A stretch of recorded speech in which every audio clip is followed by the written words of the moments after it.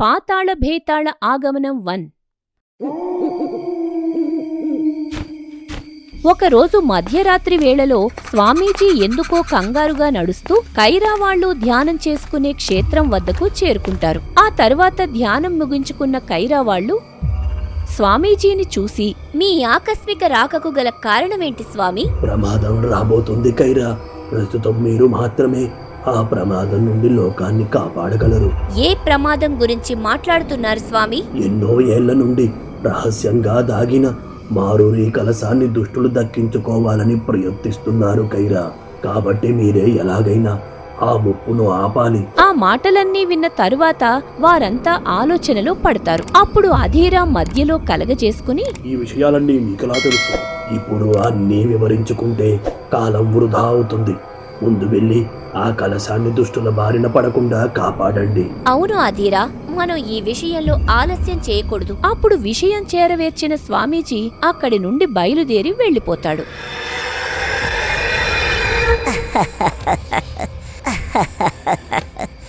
ఇప్పుడు నాకు కావలసిన కలశాన్ని వాళ్లే వెతికి తీసుకొని వస్తారు. నేను వాళ్లని భలే సులువుగా బోల్తా కొట్టించాను. నిజానికి కొన్ని రోజుల క్రితం దుష్ట మాంత్రికురాలు ఆశ్రమం వద్ద ఉండే స్వామీజీని కలవడం కోసం వస్తుంది. ఆ సమయంలో మాంత్రికురాలిని చూసి స్వామీజీ ఎంతో కోపంగా ఉంటాడు. ఇలాంటి దుష్టులకు ఈ చోటులో ప్రవేశం లేదు. మర్యాదగా ఇక్కడి నుండి పో. ఎందుకంత కోపం మొసలోడా?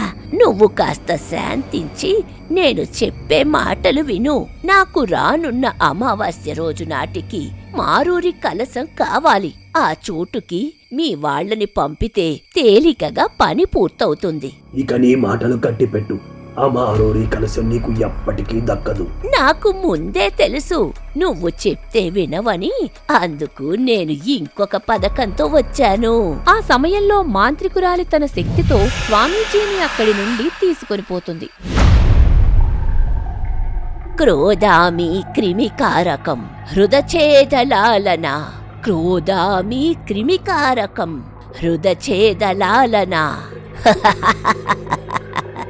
దుష్ట మాంత్రికురాలు రూపాంతర క్రియలో భాగంగా మంత్రాలను జపిస్తుంది. అలా మంత్రాలు చదువుతున్నప్పుడు క్రోధామి విగ్రహం తల మీద ఉండే ఒక కన్ను అనేది మంటల్లో పడుతుంది. ఆ సమయంలో ఉన్నట్టుండి స్వామీజీ కనుగుడ్లు తెల్లగా మారిపోతాయి. అప్పుడు మంటల్లో పడిన కన్ను అనేది బయటకొచ్చి స్వామీజీ నుదుటను తాకుతుంది. క్రోధామి క్రిమికారకం హృదఛేదలాలన. క్రోధామి క్రిమికారకం హృదఛేదలాలన.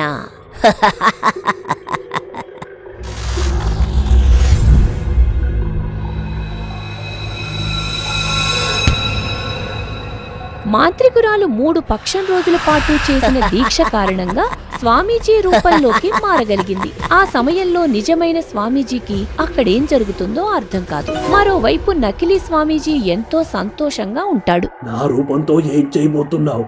ఈ విషయం కైరా వాళ్ళకి తెలిస్తే నీ అంతు చూస్తారు. ఈసారి మీరు అనుకున్నట్టు ఏది జరగదులే. నా ఇన్నేళ్ల నిరీక్షణ తీరబోయే సమయం వచ్చింది. ఇప్పుడు నన్ను ఎవ్వరూ అడ్డుకోలేరు. నువ్వు ఇంకా ఊహలలోనే బతుకుతున్నావు. మర్యాదగా నన్ను విడిచిపెట్టు. ఎందుకంత తొందర? ముందైతే నేను అనుకున్న పని పూర్తి చేశాక ఎవరిని ఎక్కడికి పంపాలో నేనే నిర్ణయిస్తాను. ఆ సమయంలో మాంత్రికురాలు తిరిగి స్వామీజీ రూపంలోకి మారుతుంది. అధీరా, ఆ మారూరి కలశం వద్దకు వెళ్లే దారి తెలుసా? ఆ చోటుకు వెళ్లే దారి తెలుసు. ఆ చోటులో ఉండే ప్రమాదాలు కూడా తెలుసు కైరా. మరిప్పుడు ఏం చేద్దాం అధీరా? నాకు నీ మీద నమ్మకం ఉంది కైరా. నువ్వు బుజ్జి బుడతతో కలిసి ఆ చోటుకు పయనమవు. మరి మీరు మాతో పాటు రారా గురూజీ? నాకు వేరే ముఖ్యమైన పని ఉంది బుడత. నేను వీలైనంత త్వరగా ఆ పని ముగించుకుని మిమ్మల్ని కలుస్తాను అని చెప్పి అధీరా వెళ్లిపోతాడు. ఆ తరువాత కైరా వాళ్లు కూడా కలశం కోసం తమ ప్రయాణం మొదలు పెడతారు.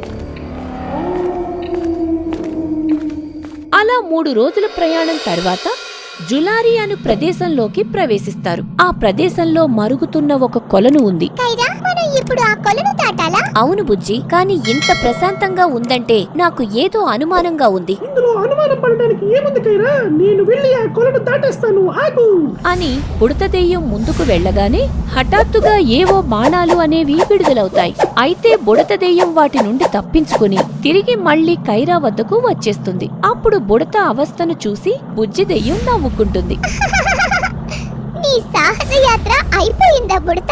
అసలు చెప్పింది వినకుండా వెళ్ళిపోయావు. సర్లే, ఇప్పుడు నా గొప్పలు ఎందుకులే కానీ ఆ కొలను ఎలా దాటాలో ఆలోచించండి.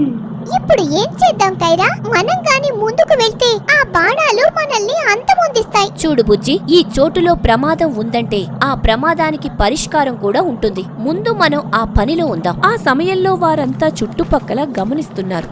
అలా గమనిస్తున్న కైరాకు దగ్గరగా గుంపుగా ఉన్న గబ్బిలాలు కనిపిస్తాయి. ఆ సమయంలో కైరా తన శక్తితో నిప్పు పుట్టించగానే గబ్బిలాల గుంపు అక్కడి నుండి వెళ్లిపోతుంది. అప్పుడు గాల్లో ఒక కత్తి వేలాడుతూ ఉండటం గమనిస్తుంది. అదే సమయంలో బుజ్జి వాళ్ళని కూడా పిలుస్తుంది. ఆ తరువాత కైరా ఊగిసలాడుతున్న రాళ్ల మీదకు ఎక్కి గాల్లో ఉన్న కత్తిని అందుకోవడానికి ప్రయత్నిస్తుంది.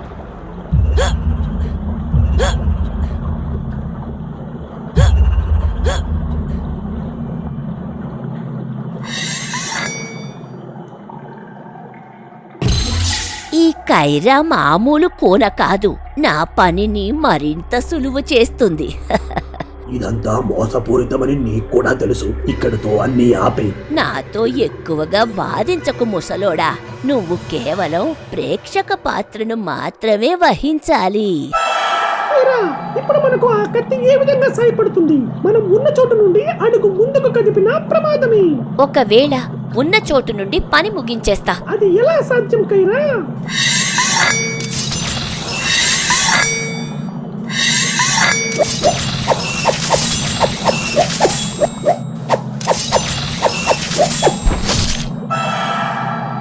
కైరా, నువ్వు అదర కొట్టేశావు. బాణాలు వదిలే కళ్ళు నాశనం అవ్వడంతో బుడతా వాళ్లు సంతోషిస్తారు. ఆ తరువాత కొలనులోని నీటి మీదకు రాళ్లు అనేవి తేలతాయి. అప్పుడు కైరా ఆ రాళ్ల మీద నడుస్తూ కొలను దాటుతుంది. మరోవైపు అధీరా స్వామీజీ ఉండే ఆశ్రమం వద్దకు వెళ్లగా అతని జాడ తెలీదు. అప్పుడు అనుమానం కలిగి అంజనం వేసి చూసినప్పుడు మాంత్రికురాలు చోటులో బందీగా ఉన్నట్టు తెలుస్తుంది. అనుమానమే నిజమైంది. ఆ దుష్టమాంత్రికురాలు మారువేషంలో వచ్చి మమ్మల్ని మోసం చేయాలని చూసింది. అసలు ఆ కలశం కోసం ఎందుకిలా చేస్తోంది? అధీరా బుర్రలో ఎన్నో ప్రశ్నలు మొదలవుతాయి. ముందైతే స్వామీజీని కాపాడాలని భావించిన అధీరా నెత్తురు గృహకు పయనమవుతాడు. మరోవైపు కొలను దాటి వేరే ప్రదేశంలో ప్రవేశించిన వారికి ఎవరితో బిగ్గరగా గురక శబ్దం వినపడుతుంది. ఆ శబ్దానికి అక్కడున్న స్థలం ఒక్కసారిగా కంపిస్తుంది. అప్పుడు వారు గురక వస్తున్న వైపుకు వెళ్లి చూడగా ఒక ద్వారానికి అడ్డంగా రాకాసి నిద్రపోయి ఉంటుంది. అబ్బా, ఎంత చక్కగా నిద్రపోతుందో! ఇప్పుడు మనం ఆ రాకాసిని పక్కకు జరిపి ముందుకు వెళ్ళాలా కైరా? ఆ గురక శబ్దం విన్నావా బుడత? ఒకవేళ రాకాసి నిద్రలేస్తే నిన్ను అమాంతం మింగేస్తుంది. వామ్మో! మనకు ఆ కలశం దొరికే లోపు కైలాసానికి పోయేలా ఉన్నాం. అయ్యో బుడత, నిన్ను చూస్తుంటే భలే నవ్వొస్తుంది. ఆ మాటలకు ఉన్నట్టుండి గురక పెట్టి నిద్రపోతున్న రాకాసి కళ్ళు తెరుస్తుంది. అప్పుడు కోపంగా వారి మీదకు వచ్చి దాడి చేయగా కైరా తిరిగి ప్రతిదాడి చేస్తుంది. ఆ సమయంలో రాకాసి నిప్పుగోళాలను విడిచిపెడుతుంది. దాంతో రాకాసిని ఎదుర్కోవడానికి వారు ఇబ్బంది పడతారు. బుజ్జి, నీకేం కాలేదు కదా? నాకేం కాలేదు బుడత. మనం ఆ రాకాసిని అంతం చేయడం కష్టం అనిపిస్తుంది. నువ్వేం నిరాశపడకు బుజ్జి. మన కైరా అంత తేలిగ్గా ఓటమిని ఒప్పుకోదు. కైరా తన పూర్తి శక్తిని రాకాసి తలభాగం మీద ప్రయోగించినప్పుడు రాకాసి ఇబ్బంది పడటం గ్రహిస్తుంది. ఆ సమయంలో బుడత, బుజ్జి వాళ్లు కూడా రాకాసి తల మీద దాడి చేయటం మొదలు పెడతారు. ఆఖరిగా రాకాసి అనేది నాశనమవుతుంది. ఆ తర్వాత కొన్ని క్షణాలకు వారి ముందు ఒక దేవకన్య ప్రత్యక్షమవుతుంది. నాకు శాప విమోచనం కలిగించినందుకు కృతజ్ఞతలు. నేను ఎన్నో ఏళ్ల నుండి ఈ చోటులో ఒక రాకాసిగా ఉంటూ చాలా మంది ప్రాణాలను తీశాను. ఈ రోజుతో అన్నిటికీ ముగింపు పలకబోతున్నాను. అయితే మేము ఆ ద్వారం దాటి ముందుకు వెళ్ళొచ్చా? తప్పక వెళ్ళవచ్చు. కానీ మున్ముందు ఇంకెన్నో ప్రమాదాలు పొంచి ఉన్నాయి. మీరు ఆ కలశం దక్కించుకోవడం కష్టం. మాకు కూడా ఏదీ సులువుగా దక్కించుకోవాలని లేదులే. మేము కష్టపడి ఆ కలశం దక్కించుకుంటాం. నీ తెగింపు నాకు నచ్చింది. ఎవరు కూనా నువ్వు? తన పేరు కైరా. ఆ సమయంలో దేవకన్య తన మాయాశక్తితో ఒక నక్షత్రపు రాయిని సృష్టించి ఇస్తుంది. అది నీకు సరైన సమయంలో ఉపయోగపడుతుంది కైరా, కాబట్టి భద్రంగా ఉంచుకో. చాలా సంతోషం. ఇక నేను వెళ్లాల్సిన సమయం వచ్చింది. మీ ప్రయాణం సాఫీగా సాగాలని కోరుకుంటున్నాను అని దేవకన్య అక్కడి నుండి మాయమైపోతుంది. ఆ తరువాత వారంతా ద్వారం దాటి ముందుకు కదులుతారు. మరోవైపు అధీర స్వామీజీని కాపాడటం కోసం నెత్రుగృహ పరిసరాల్లోకి అడుగు పెడతాడు. ఆ సమయంలో ఉన్నట్టుండి గాల్లో ఎవరో దాడి చేసినట్టు కొన్ని శక్తులు వస్తాయి. అయితే అధీర వాటిని ఎదిరించి అడ్డుకుంటాడు. నువ్వు చాలా తెలివిగా ఆలోచిస్తున్నావు అధిరా, కానీ ఈసారి నన్ను అడ్డుకోలేరు. మోసం చేసి గెలవాలనుకుంటున్నావు, అది ఎప్పటికీ జరగదు. నాకు సూక్తులు చెప్పడం మానేసి వచ్చి స్వామీజీని కాపాడుకో, లేదంటే నా పెంపుడు జీవికి ఆహారంగా వదిలేస్తాను. నువ్వు తప్పు మీద తప్పు చేస్తున్నావు. నిన్ను అధీరా ఖచ్చితంగా అడ్డుకుంటాడు. అన్నీ మీరు అనుకున్నట్టు ఎందుకు జరుగుతాయి మూర్ఖుడా? అసలు నువ్వు ఏ దుష్ట కార్యానికి పూనుకున్నావు? త్వరలో మీరంతా తెలుసుకుంటారు.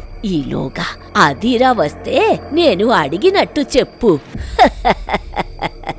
దుష్ట మాంత్రికురాలు తన చోటు నుండి మాయమైపోతుంది. మరోవైపు అధీర మాంత్రికురాలు సిద్ధం చేసిన ఆటంకాలను దాటుకుని ముందుకొచ్చే ప్రయత్నం చేస్తున్నాడు. గురూజీ చెప్పిన దాని ప్రకారం అదే చివరి అడ్డంకి అనుకుంటా కైరా. అవును బుడతా, ఇదే చివరి ప్రమాదకరమైన అడ్డంకి. ఇంతకీ ఇదే చోటు కైరా? ఇదే సర్పయాగ దారి బుజ్జి. మనం ఇక్కడ ప్రతి అడుగు చాలా జాగ్రత్తగా వెయ్యాలి. అలా కాస్త ముందుకు వెళ్లిన వారికి ఇరువైపులా నిప్పులు వెదజల్లే సర్పాల దారి ఎదురవుతుంది. ఒకవేళ ఆ దారి గుండా ముందుకు వెళ్లాలని భావిస్తే ఎలాంటి శక్తినైనా ఆ మంటలు బూడిద చేసేస్తాయి. దాంతో ముందుకు వెళ్లేది ఎలా అని కైరా ఆలోచనలో పడుతుంది. ఆ క్రమంలో బాగా తీక్షణంతో దారిని పరిశీలిస్తుంది. అప్పుడు ఒక విషయం గ్రహించిన కైరా, బుజ్జి, ఒకవేళ నేను గాని ఇప్పుడు ప్రాణాలు కోల్పోతే అమ్మ వాళ్ళని జాగ్రత్తగా చూసుకో. అలా మాట్లాడుకు కైరా, నీకేమీ కాదు. కావాలంటే నేను ఆ దారి గుండా వెళ్తాను కైరా. వద్దు బుడతా, నేను వెళ్తాను. కైరా ఒక క్షణం రక్కకి మాతను తలుచుకుని ఆ సర్పయాగ దారిలోకి అడుగు పెడుతుంది. అప్పుడు కైరా సరైన సమయంలో ముందుకు అడుగు వేస్తూ ఆ మంటల నుండి తప్పించుకుంటుంది.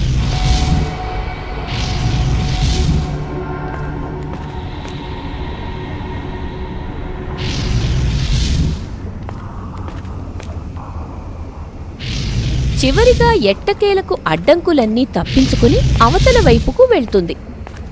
ఆ సమయంలో ఎత్తైన రాతి సర్పం వద్ద కలశం అనేది గాల్లో వేలాడుతూ కనిపిస్తుంది. అప్పుడు గాల్లో ఉన్న మారూరి కలశం దక్కించుకోవడం ఎలా అని ఆలోచిస్తున్న కైరాకు దేవకన్య ఇచ్చిన రాయి విషయం గుర్తొస్తుంది.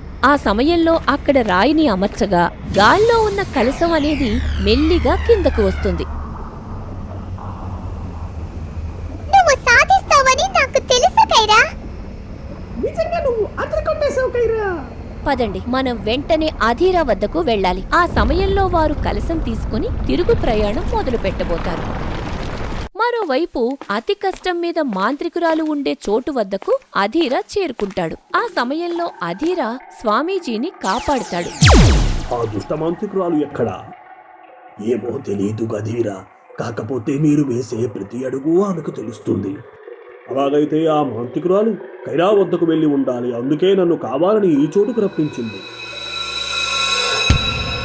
అధీరా అనుమానించినట్టు మాంత్రికురాలు తిరిగి మళ్లీ స్వామీజీ రూపంలోకి మారుతుంది. అలా రూపం మారిన మాంత్రికురాలు కలశం పట్టుకుని తిరిగొస్తున్న కైరా వాళ్లకి ఎదురుపడుతుంది. అప్పుడు కైరా ఆశ్చర్యంగా, మీరేంటి స్వామి ఇలా వచ్చారు? అధీరా ఎక్కడా? తల్లి కైరా, అధీరా వేరే ముఖ్యమైన పని మీద వెళ్లారు. నన్ను వెంటనే కలశం తీసుకుని రమ్మన్నారు. పదండి స్వామి, మేము కూడా మీతో పాటు వస్తాం. లేదు కైరా, అధీరా మిమ్మల్ని తన చోటులో ఎదురు చూడమని చెప్పారు. కేవలం నన్ను మాత్రమే కలశంతో రమ్మని చెప్పారు. మా గురించి అలా ఎందుకు చెప్పారు? మీరు నన్ను ప్రశ్నలు అడిగి సమయాన్ని వృధా చేస్తారా, లేక ఆ కలశం నాకిచ్చి అధీరా చెప్పినట్టు చేస్తారా? ఆ సమయంలో ఏం చెయ్యాలో అర్థం కాక కైరా ఆ కలశం నకిలీ స్వామీజీ చేతికి అందిస్తుంది. అప్పుడు నకిలీ స్వామీజీ సంతోషంగా అక్కడి నుండి బయలుదేరి వెళ్లిపోతాడు. అలానే కైరా వాళ్లు కూడా తిరిగి శిఖండా ప్రాంతానికి పయనమవుతారు.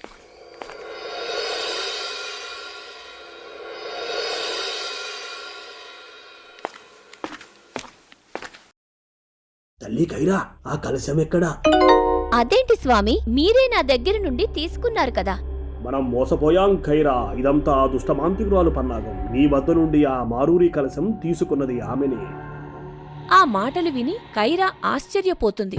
అలానే వారికి అన్ని దారులు మూసుకుపోయినట్టు అనిపిస్తుంది. దాంతో ఏం చెయ్యాలి అనే ఆలోచనలో పడతారు. మరోవైపు మారూరి కలశం దక్కిందని మాంత్రికురాలు చాలా సంతోషంగా ఉంది. నేను సాధించాను క్రోధామి. నాకు ఇప్పుడు చాలా సంతోషంగా ఉంది. కథ ఇప్పుడే మొదలైంది. నువ్వు చేయాల్సిన ఇంకొక పని మిగిలే ఉంది. తెలుసు క్రోధామి, త్వరలో ఆ పని కూడా పూర్తి చేస్తాను. నా తదుపరి గమ్యాన్ని నువ్వు చూపించు క్రోధామి. నువ్వు అనుకున్నది సాధించడం కోసం ఊరూరు ప్రాంతానికి పయనమవ్వు. ఆ చోటులోని ప్రశ్నలన్నిటికీ సమాధానాలు దొరుకుతాయి. అలాగే క్రోధామి, నేను వెంటనే కోలూరికి పయనమవుతాను. దుష్టమాంత్రికురాలు తన చోటులో ఉన్న కలశం తీసుకుని పయనమవుతుంది. అలా ఎగువ నది అవతల వైపు ఉన్న కోలూరి ప్రాంతానికి చేరుకుంటుంది. అప్పుడు ఒక గుడ్లగూప గుంపును వెంబడిస్తూ ఒక గృహ వద్దకు చేరుకుంటుంది. ఆ తరువాత మాంత్రికురాలు 2 పగళ్లు 3 రాత్రుల పాటు గృహ చేరువలో పూజను నిర్వహిస్తుంది. ఆ పూజ ఫలితంగా విడుదలైన కొన్ని రాకాసి తలలు అనేవి గృహ బయట బలి అర్పంగా మారుతాయి. అప్పుడు ఒక రోజు సూర్యోదయ సమయంలో మాంత్రికురాలు ఆ గృహ లోపలికి ప్రవేశించి అక్కడున్న కోలూరి పాతాళుడి రూపాన్ని చూస్తుంది. ఆ సమయంలో మాంత్రికురాలు భక్తితో పాతాళుడిని కొలుస్తుంది. పాతాళా, నేను నీ సాయం కోరి వచ్చాను. నాకు మార్గం చూపించు. ఆ సమయంలో ఎటువంటి స్వరం వినపడకపోవడంతో మాంత్రికురాలు అసహనానికి గురవుతుంది. అప్పుడు పాతాళుడిని ప్రసన్నం చేసుకోవడం కోసం ఒక దీక్షను మొదలు పెడుతుంది. అలా 3 పౌర్ణముల పాటు దీక్ష చేయడం వల్ల ఆమె శరీరంలో మట్టితో కప్పబడి పుట్టలాగా మారుతుంది. అయినా కూడా దీక్షను విరమించుకోదు. పాతాళా, సూత్రధారి, పాతాళా, మారణకాండ, పాతాళా, పాపక్రోధం. సరిగ్గా శుద్ధ అమావాస్య రోజునాడు ఆమె పూర్తిగా మట్టితో కప్పబడిపోతుంది. ఆ సమయంలో మెల్లిగా స్వరం రావడం కూడా ఆగిపోతుంది. ఆ తరువాత అర్ధరాత్రి వేళలో ఉన్నట్టుండి ఒక నీటి బిందువు అనేది పుట్ట మీద పడుతుంది. దాంతో ఒక్కసారిగా మట్టి మొత్తం మాయమైపోతుంది. అప్పుడు మాంత్రికురాలు మెల్లిగా కళ్ళు తెరిచి చూడగా ఒక స్వరం వినపడుతుంది. ఈ భక్తితో ఈ పాతాళుడిని మెప్పించావు మాయలమారి. ఈ మనస్సులో దాగిన కోరిక తీరడానికి ఒక మార్గం ఉంది. అదేంటో చెప్పు పాతాళా, నేను దాన్ని సాధించి తీరతాను. ప్రస్తుతం నీ వద్ద మారూరి కలశం ఉంది. దానికి తోడు ఒక వలయ చక్రం దొరికితే నీకు ఎదురే ఉండదు అని వలయ చక్రం గురించి మాంత్రికురాలికి చెప్పడం జరుగుతుంది. ఆ తర్వాత సంతోషంగా మాంత్రికురాలు అక్కడి నుండి బయలుదేరుతుంది. అలా 2 రోజుల ప్రయాణం తరువాత లోదురు అను చీకటిలోయ ప్రాంతానికి వస్తుంది. అప్పుడు మాంత్రికురాలు ఒక కత్తిని సృష్టించి తన తలను వదిలించుకుంటుంది. ఆ తరువాత మాంత్రికురాలి శరీరం నుండి వేరైన తల మెల్లిగా లోయ వైపు కదులుతుంది.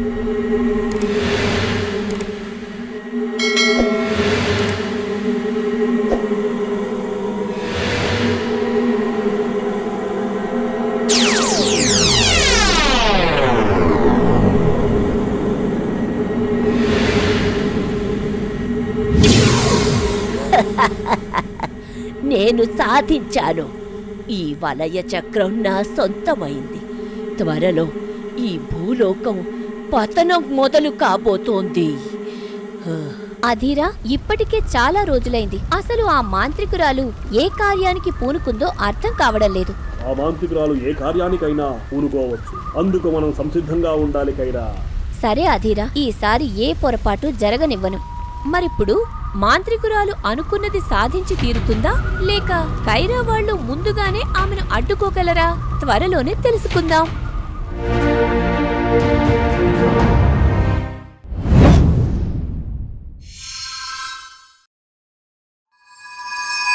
For more horror stories, please subscribe our channel.